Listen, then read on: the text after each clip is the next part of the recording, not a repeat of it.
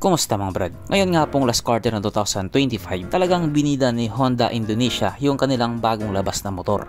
Yung kanilang nga pong bagong labas na Honda Vario or Honda Click 125 at pati na rin ang kanilang bagong Honda Vario Street na naka-naked handlebar nga po. Sa mga oras na ito talagang nagtitrending siya doon sa kanila, sa Indonesia. First time kasi nilang maglabas ng Honda Vario Street. Dati kasi Honda Beat Street lang. Nung wala pa nga po itong Honda Vario Street, ang ginagawa ng iba nag-convert lang sila. Pero syempre alam naman po natin na kapag nag-convert ka or nag-modify ka ng motor, magastos talaga. Kaya laking tuwa nga po nila na nilabas ito ni Honda Indonesia.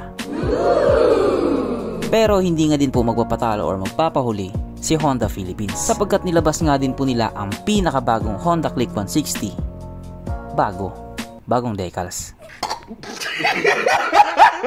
O diba, ang lupit talaga ni Honda Philippines number 1. Dito nga po sa bagong labas nila, mas marami pa yata ang naasar kaysa natuwa.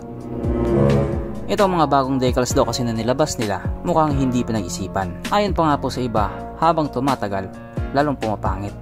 Sila po may sabi nun, hindi po ako. Kung sa bagay, kung titignan po kasi natin yung mga nilabas doon sa Indonesia, di hamak na mas magaganda yung mga kulay nila, anyari. At kapag sinabi nga pong naglabas ng bagong decals lang. Wala pong upgrade or pagbabago sa motor or sa makina. Wala lang, parang gusto lang nila magpasaya ng mga customer nila.